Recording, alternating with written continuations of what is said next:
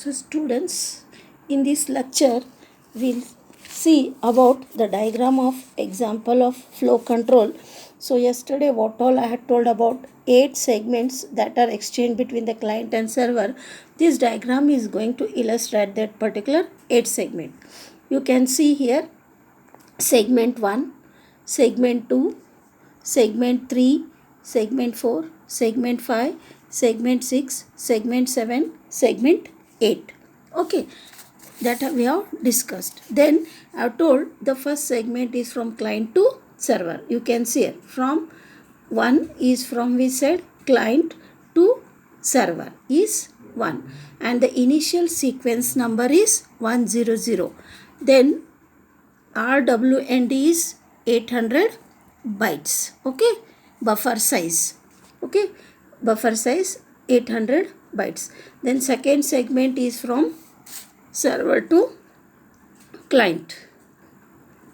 Okay, second segment is from server to client. You can see, then you can see the segment uses acknowledgement number 101 to show that it expects receive bytes starting from 101. Okay, again the buffer size is 800 bytes. Similarly, you can see third one segment, fourth segment, fifth segment, sixth segment, seventh segment, eighth segment. Okay, all these 8 segments have been shown in this particular diagram.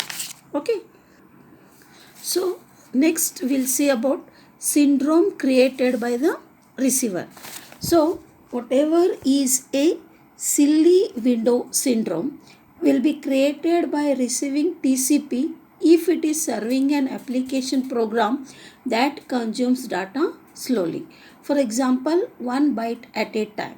Suppose that the sending application program creates data in blocks of 1 kilobyte, but the receiving application program consumes data 1 byte at a time. Suppose that the input buffer of the receiving TCP is 4 kilobytes. Sender sends the first 4 kilobytes of data. Receiver stores it in its buffer. The buffer is full now. Then advertises a window size of 0, meaning that the sender should stop sending data. The receiving applications reads the first byte of data from the input buffer of the receiving TCP. There is 1 byte of space in the incoming buffer.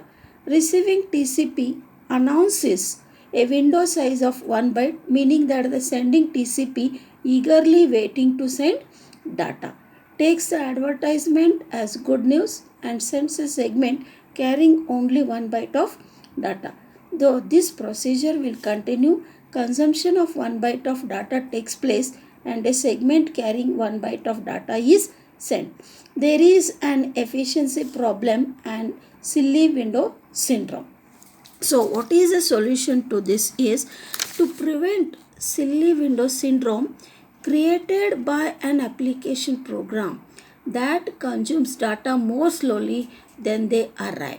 So there is one solution, so called Clark solution. What is that is to send an acknowledgement as soon as the data arrive and to announce a window size of 0 until there is enough space to accommodate a segment of maximum size of 0 until either there is enough space to accommodate a segment of maximum size or until at least half of the received buffer is empty.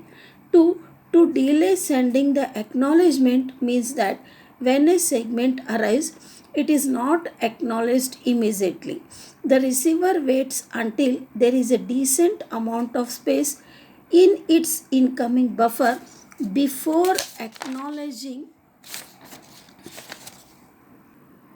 the arrived segments. Delayed acknowledgement prevents the sending TCP from sliding its window. Delayed acknowledgement prevents the sending TCP from sliding its window.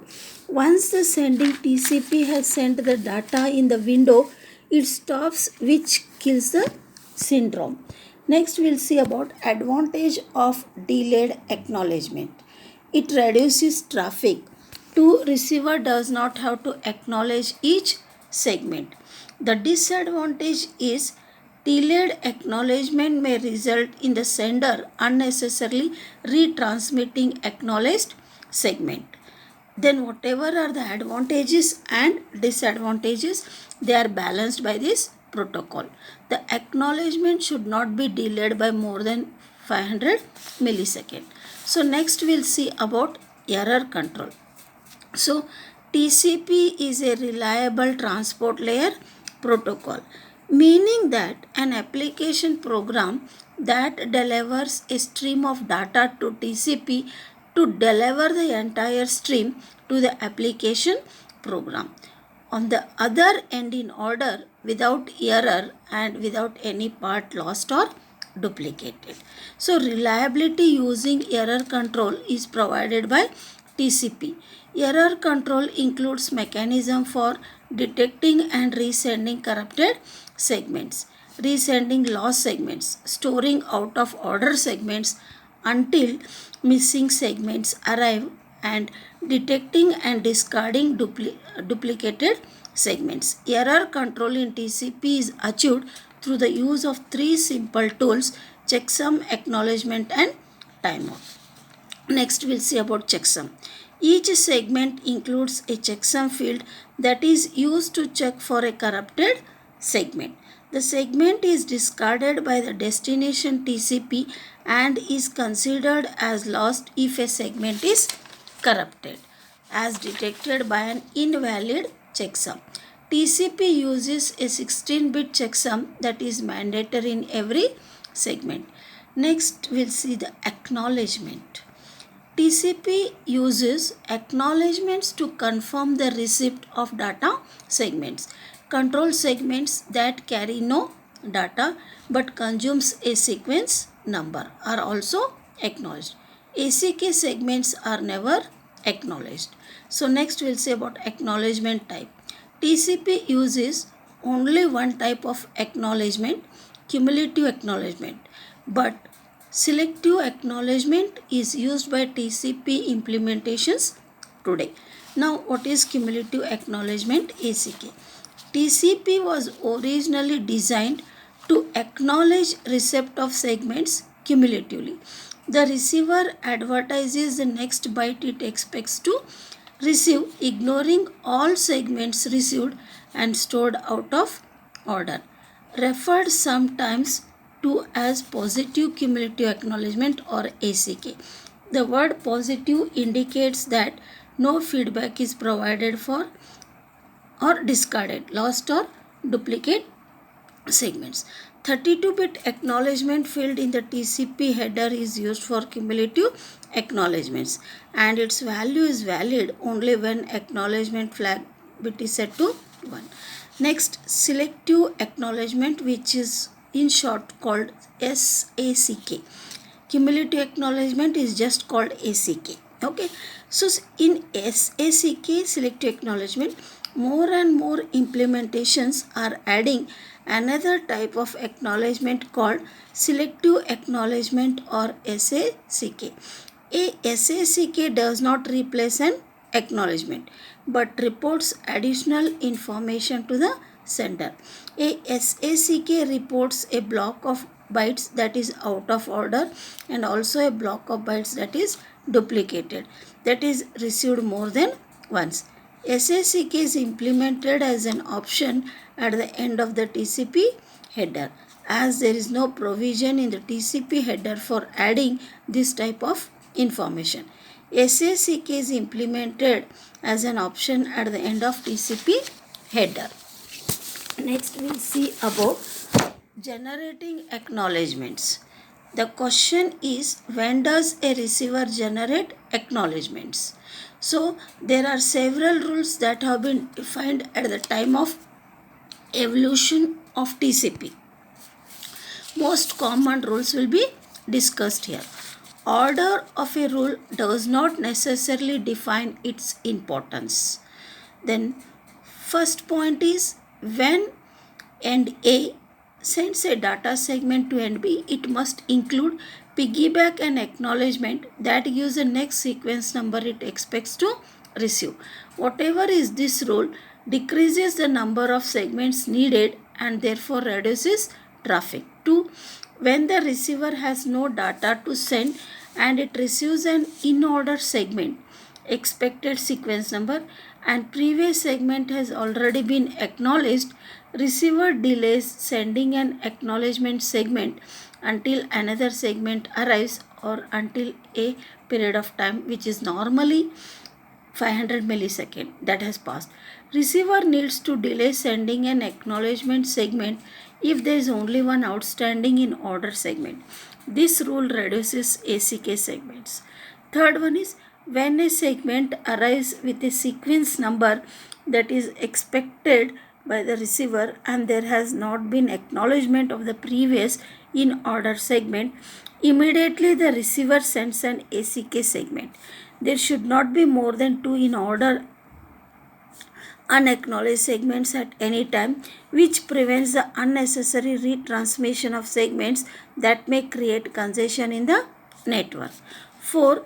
When a segment arrives with an out of order sequence number that is higher than expected, receiver immediately sends an acknowledgement segment. Okay, then it announces the sequence number of the next expected segment. That leads to a fast retransmission of missing segments. Fifth point is that to be discussed, when a missing segment arrives, receiver sends an ACK segment to announce the next sequence number expected that informs the receiver that segments reported missing have been received.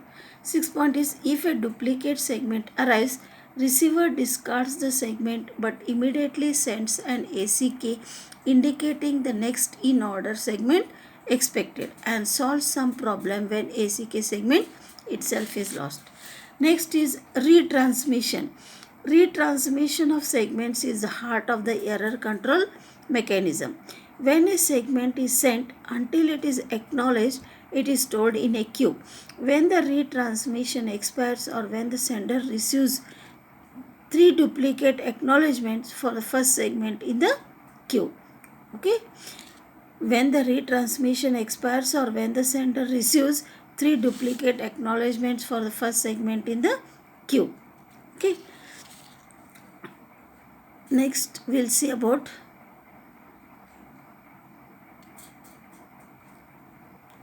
retransmission after RTO. The sending TCP maintains one retransmission time out RTO for each connection. When the timer timeouts, TCP resends the segment in the front of the queue and restarts the timer. SF must be less than SN is assumed. Value of the RTO is dynamic in TCP and is updated based on round trip time RTT of segments. RTT round trip time is a time needed for a segment to reach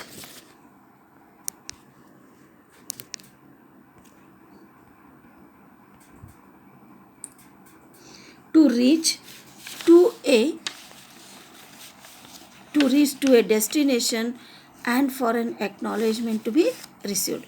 Retransmission after 3 duplicate ACK segments. Whatever is the previous rule about retransmission of a segment is sufficient if the value of RTO is not large. To expedite service throughout the internet by allowing senders to retransmit without waiting for a timeout. So today we have 3 duplicate ACK rules and retransmit the missing segment immediately is followed by most implementations today. So this feature is known as fast retransmission. So if 3 duplicate acknowledgements arrive for a segment, next segment is retransmitted without waiting for the timeout. Next we'll see about out of order segments. Today TCP implementations do not discard out of order segments. They store them temporarily and flag them as out of order segments until the missing segments arrive. Out of order segments are never delivered to the process. TCP guarantees that data are delivered to the process in order. So we'll take an example for the mandate of what we have discussed about the shrinking of windows. Okay, so I have told the receive window cannot shrink. The send window on the other hand can shrink if the receiver defines a value for RWND that results in shrinking the window. Okay, window. So this is a particular example that is going to illustrate. So we have seen that the receiver needs to keep the following relationship between the last and new acknowledgement and the last and new RWND values to prevent shrinking of the send window. So new acknowledgement number plus new RWND should be greater than or equal to last acknowledgement number plus last RWND. Then, so whatever is this,